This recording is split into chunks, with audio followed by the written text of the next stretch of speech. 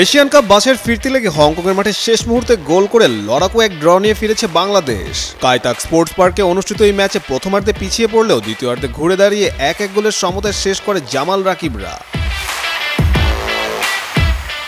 ম্যাচের শুরুতে বাংলাদেশের রক্ষণভাগ কিছুটা অগোছালো থাকলেও 34 মিনিটে বড় ধাক্কা খায় দলটি। প্রতিপক্ষের ফরওয়ার্ড ফার্নান্দোকে পেছন থেকে ফাউল করেন ডিফেন্ডার তারিক কাজী, ফলে পেনাল্টির সিদ্ধান্ত নেন জাপানি রেফারি। স্পট কিক থেকে হংকংকে এগিয়ে দেন ম্যাট ওর।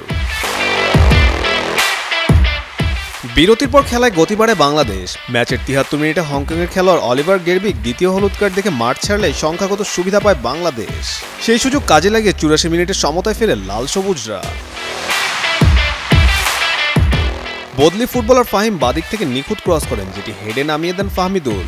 সেখান থেকে রাকিব হোসেন ঠান্ডা মাথায় প্লেসিং শটে গোল করে ম্যাচে সমতা ফেরান। শেষ দিকে বাংলাদেশ কিছুটা চাপে রাখলেও আর গোলের দেখা পায়নি। শেষ বাঁশি বাজার সঙ্গে সঙ্গে নিশ্চিত হয় বাংলাদেশের 1 পয়েন্ট অর্জন, যা ফিরতি লেগে প্রতিপক্ষের মাঠে লড়াই করার আত্মবিশ্বাস নিঃসন্দেহে বাড়াবে।